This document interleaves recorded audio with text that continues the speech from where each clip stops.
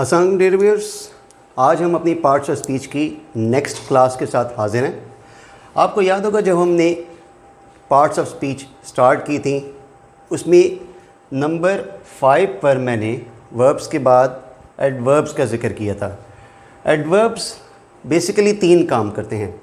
Adverbs को समझने के लिए आप गौर कीजिएगा कि एडवर्ब जो कि एक कॉमन मिसकंसेप्शन है, इसे मिसकंसेप्शन कहें या इनकम्प्लीट कंसेप्शन कहें, कि कभी कभार बताया जाता है कि एडवर्ब्स वर्ब्स को एक्सप्लेन करते हैं और यहाँ तक बात रोक दी जाती है।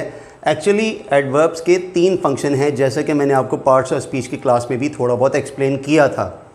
एडवर्ब्स बेसिकली सिर्फ वर्ब्स को एक्सप्लेन नहीं करते, एडवर्ब्स पार्ट्स ऑफ स्पीच की 3 चीज़ों को डिस्क्राइब करते हैं। एडवर्ब्स के बारे में मैंने यहाँ लिखा, एडवर्ब्स डिस्क्राइब वर्ब्स, एडजेक्टिव्स और an existing adverb in a sentence. किसी भी जुमले के अंदर आने वाले वर्ब को, यानी कि एक्शन को जो वर्ड डिस्क्राइब करता है, उस वर्ड को भी हम एडवर्ब कहते हैं। अगर आप किसी सेंटेंस के अंदर आने वाले एडजेक्टिव को डिस्क्राइब करना चाहें, उसको भी हम एक एडवर्ब की मदद से डिस्क्राइब कर सकते हैं। और अगर आपके एक जुमले में पहले से ही एडवर्ब मौजूद है, उसे फर्दर एक्सप्लेन करने के लिए हम एक और एडवर्ब इस्तेमाल कर सकते हैं। इन तीनों चीज़ों को जो मैंने बताया कि किन 3 चीज़ों को एडवर्ब एक्सप्लेन करता है, मैंने यहाँ एग्जाम्पल्स के ज़रिए लिखा। इसको देखिएगा। एग्जाम्पल नंबर 1 में मैंने लिखा, शी स्पीक्स पोलाइटली। वो नरमी से या शाइस्तगी से बात करती है। यहाँ पर ये स्पीक्स उस लड़की का एक्शन है, स्पीक्स इस सेंटेंस का वर्ब है, ये वो काम है जो वो लड़की कर रही है। अब स्पीक्स के बाद मैंने एक वर्ड लगाया, पोलाइटली। पोलाइटली वो लफ्ज़ है जो उस लड़की के बात करने के या बोलने के अंदाज को बयान कर रहा है। तो ये पोलाइटली का वर्ड मेरे इस सेंटेंस का एडवर्ब है, जो कि स्पीक्स के वर्ब को डिफ़ाइन कर रहा है। इस तरीके से पहली बात क्लियर हो गई कि आपका एडवर्ब सेंटेंस के अंदर आने वाले वर्ब को एक्सप्लेन करता है। दूसरा sentence, you are a very intelligent person. इस सेंटेंस के अंदर यहाँ पर अगर आप गौर करो, जो इंटेलिजेंट का वर्ड मैंने लिखा, तो ये इस शख्स की एक क्वालिटी है, एक अच्छाई या बुराई वॉटएवर, एक क्वालिटी को बयान कर रहा है कि वो शख्स ज़हीन है, वो इंटेलिजेंट है। इस सेंटेंस के अंदर जो ज़हीन का लफ्ज़ है, यानी कि इंटेलिजेंट का वर्ड है, ये एक एडजेक्टिव है। अब इस इंटेलिजेंट के बारे में मैंने थोड़ा सा मज़ीद स्ट्रेस किया और शख्स की इंटेलिजेंस पर जब मैंने ज़्यादा फोर्स करके बात की, तो मैंने इंटेलिजेंट के पीछे एक वेरी का वर्ड भी लगा दिया कि वो शख्स एक बहुत ही ज़हीन आदमी है। यहाँ पर ये वेरी का वर्ड जो कि इस एडजेक्टिव के ऊपर स्ट्रेस कर रहा है, इस एडजेक्टिव के मीनिंग में मज़ीद एम्फेसिस ला रहा है, ये वेरी का वर्ड भी मेरे सेंटेंस का एडवर्ब है, जो कि एक एडजेक्टिव को एक्सप्लेन कर रहा है। तीसरी example, he speaks very loudly. यहाँ मैंने लिखा, वो शख्स बहुत ऊंची आवाज़ में बात कर रहा है। स्पीक्स मेरे सेंटेंस का वर्ब है। उस शख्स के बात करने के अंदाज़ को मैंने बयान किया कि वो कैसे बात करता है, ऊंची आवाज़ में या बुलंद आवाज़ में बात करता है। अब मैंने इस लाउडली के ऊपर मज़ीद एम्फेसिस करने के लिए, मज़ीद ज़ोर डालने के लिए वेरी का वर्ड भी लगा दिया कि वो शख्स बहुत ही ऊंची आवाज़ में बात करता है। तो ये वेरी का वर्ड जो कि पहले से लाउडली के मौजूद एडवर्ब के ऊपर मज़ीद एम्फेसिस कर रहा है, उसे मज़ीद डिस्क्राइब कर रहा है, ये वेरी का वर्ड भी एक एडवर्ब ही है। इस तरीके से आप लोगों को आइडिया हुआ कि ये 3 फंक्शंस हैं जो एडवर्ब सेंटेंसेस के अंदर परफॉर्म करते हैं। आइए अब एडवर्ब्स की टाइप्स को देखते हैं। Please pay attention. जी स्टूडेंट्स, हमारी एडवर्ब्स की पहली टाइप है एडवर्ब ऑफ मैनर। मैनर कहते हैं किसी काम के ढंग को, अंदाज़ को, तरीके को, कि वो काम किस तरीके से अंजाम दिया जा रहा है। यकीनन यही अल्फाज ये बयान करते हैं, they describe manner of action, यानी कि सेंटेंस के अंदर जो एक्शन है, जो वर्ब है, उसे किस तरीके से परफॉर्म किया गया, किस तरीके से कोई काम सर अंजाम दिया गया, अच्छे तरीके से, बुरे तरीके से, आहिस्तगी से, तेज़ी से, खूबसूरती से, बुरे तरीके से। ऐसे तमाम अल्फाज जो एक्शन के मैनर को डिफ़ाइन करते हैं, उन्हें हम कहेंगे एडवर्ब्स ऑफ मैनर। इसकी एग्ज़ाम्पल नंबर 1 है, शी सैंग ब्यूटीफुली। उसने खूबसूरती से गाया या खूबसूरती से गुनगुनाया। यहाँ पर ये जो ब्यूटीफुली का वर्ड है, ये उस लड़की के गाने के अंदाज को बयान कर रहा है, उस लड़की के गाने के मैनर को बयान कर रहा है कि उसने बहुत ही खूबसूरती से गुनगुनाया। तो ये ब्यूटीफुली का वर्ड इस सेंटेंस का एडवर्ब ऑफ मैनर है। दूसरी एग्जांपल में मैंने बोला आई स्पोक एंग्रीली। इस सेंटेंस के अंदर मैं अपने बात करने के अंदाज़ को या अपने बोलने के अंदाज़ को बयान कर रहा हूँ कि मैंने गुस्से से बात की या मैं गुस्से से बोला। तो ये एंग्रीली का वर्ड मेरे इस सेंटेंस के स्पीकिंग के एक्शन को बयान कर रहा है और यही इस सेंटेंस का एडवर्ब ऑफ मैनर है। तीसरे सेंटेंस में मैंने बोला the old man walked slowly. यहाँ पर मैं बात कर रहा हूँ कि एक बूढ़ा शख्स है जो चल रहा है। उसके बाद मैंने ये बयान किया कि वो किस अंदाज से चल रहा है, वो आहिस्तगी से चल रहा है या वो बहुत आहिस्ता आहिस्ता चल रहा है। तो ये स्लोली के वर्ड जो शख्स के चलने के अंदाज को बयान कर रहा है, ये सेंटेंस का एडवर्ब ऑफ मैनर है। दूसरी टाइप है हमारी एडवर्ब्स ऑफ टाइम। आपको नाम से ही आइडिया होगा कि adverbs of time describe time of action.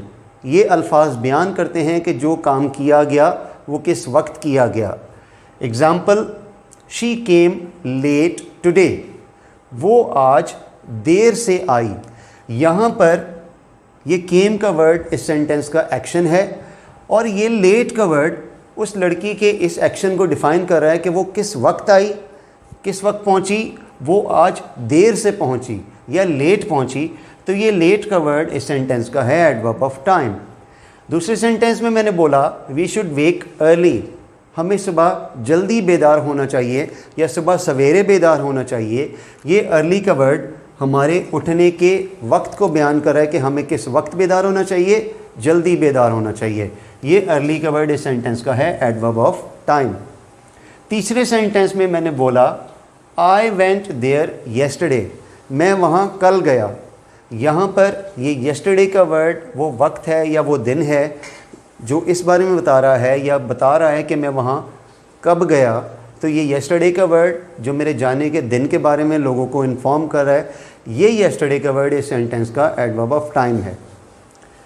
तीसरी टाइप आती है एडवर्ब ऑफ प्लेस, यानी कि वो अल्फाज जो ये बयान करते हों कि जो काम अंजाम दिया गया वो किस जगह अंजाम दिया गया, उस जगह के बारे में बयान करते हो जहाँ वो एक्शन परफॉर्म किया गया हो।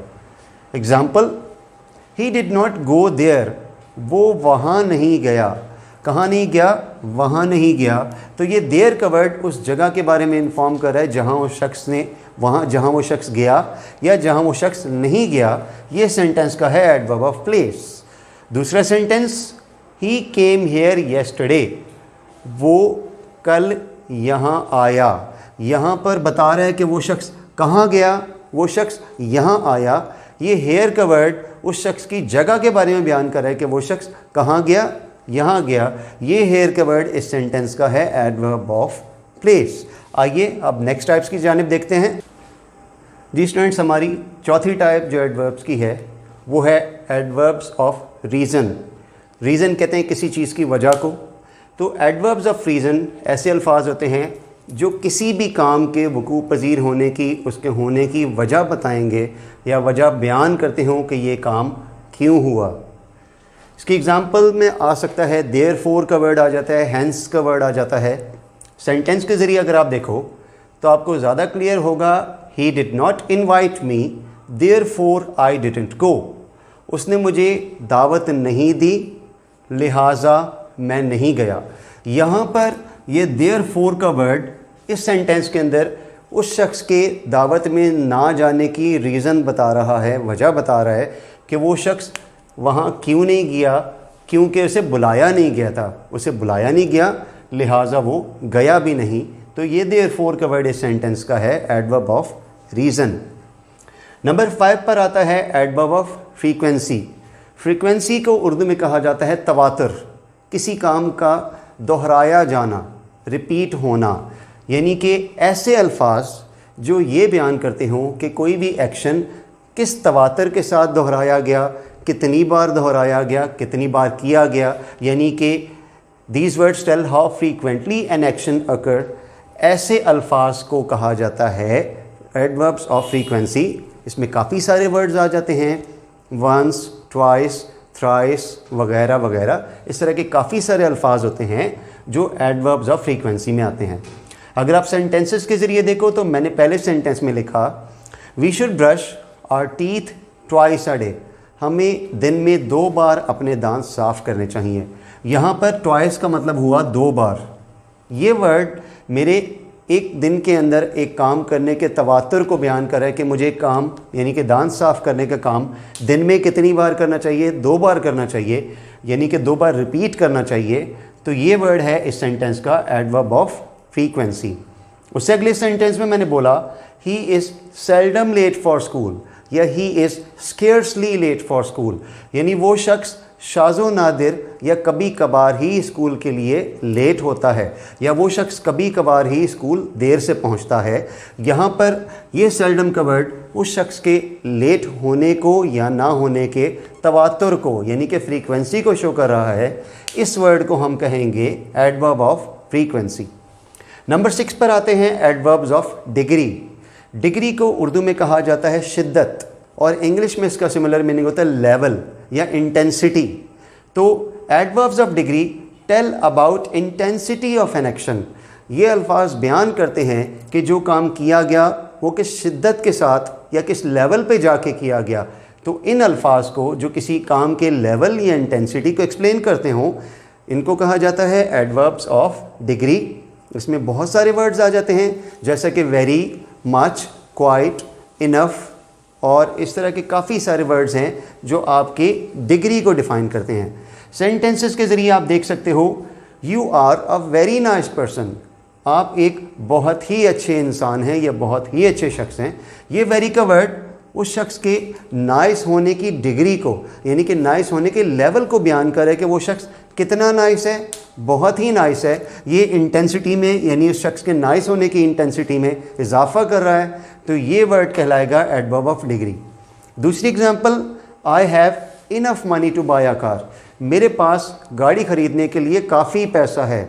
यहाँ पर ये इनफ का वर्ड मेरे सेंटेंस के अंदर मेरे पास मौजूद चीज़ की इंटेंसिटी को एक्सप्लेन कर रहा है, उसके लेवल को एक्सप्लेन कर रहा है कि मेरे पास काफ़ी ज़्यादा पैसा है जिसकी मदद से मैं गाड़ी परचेज़ कर सकता हूँ। यही वर्ड इनफ का वर्ड मेरे सेंटेंस का एडवर्ब ऑफ डिग्री है। आइए अब नेक्स्ट टाइप्स की जानिब देखते हैं। जी व्यूअर्स, हमारी type number 7 adverbs of interrogation, यानी कि ऐसे अल्फाज जो किसी भी सेंटेंस के अंदर किसी एक्शन के बारे में कोई क्वेश्चन शो करते हों यानी कि सवाल जाहिर करते हों, उन्हें हम कहते हैं एडवर्ब्स ऑफ इंट्रोगेशन। इसको मैं डिफ़ाइन किया, दे इंटेरोगेट अबाउट एक्शन, यानी कि ये अल्फाज कामों के बारे में, डिफरेंट एक्शंस के बारे में सवाल जाहिर करते हों। इसके अंदर आपके सारे WH वर्ड्स आ जाते हैं जैसे कि when, why, what, where, how, इस तरह के सारे अल्फाज आ जाते हैं। अगर आप एग्जांपल देखो तो इसमें आता है why did you cheat him, आपने उसे धोखा क्यों दिया। यहाँ पर ये शख्स उसके चीट करने के एक्शन को इंटेरोगेट कर रहा है कि तुमने उसे धोखा क्यों दिया। इस सवाल करने के लिए उसने वाई का जो वर्ड इस्तेमाल किया, ये इस सेंटेंस का है एडवर्ब ऑफ इंटरोगेशन। उसके बाद अगला क्वेश्चन है when did you take the medicine, आपने ये दवा कब ली। अब यहाँ पर ये व्हेन का वर्ड उस शख्स से उसके एक्शन का टाइम पूछ रहा है कि आपने टाइम या ये काम किस वक्त किया। तो ये व्हेन का वर्ड जो एक क्वेश्चन जाहिर कर रहा है वक्त के बारे में, ये कहलाएगा आपका एडवर्ब ऑफ इंट्रोगेशन। उसके बाद हमारी लास्ट टाइप आ जाती है adverbs of affirmation and negation. इन दोनों को मैंने इकट्ठा ही लिख दिया, डिफरेंट भी लिखा जा सकता है, तो बहरहाल एक साथ एक्सप्लेन कर देता हूँ आपको। दे एग्री और disagree with a certain action. Adverbs of affirmation और नेगेशन जो होते हैं किसी ख़ास एक्शन से या तो इत्तेफाक करते हैं, उससे एग्री करते हैं, या इत्तेफाक नहीं करते यानी कि डिसएग्री करते हैं। अगर तो एडवर्ब किसी चीज़ से एग्री कर रहा है या किसी चीज़ पर स्ट्रेस डाल के कह रहा है कि ये चीज़ होगी, वाकई होगी, उससे एग्री करेगा, उसे हम कहेंगे एडवर्ब ऑफ एफर्मेशन। और उसकी example, he will certainly help me, वो यकीनन मेरी मदद करेगा। आप इस शख्स से मदद करने की उम्मीद रखते हो और इस बात से इत्तेफाक करते हो। उससे अगली example, he will surely pass the test, वो शख्स ये टेस्ट यकीनन पास कर लेगा, उस चीज़ की पूरी उम्मीद है उसे।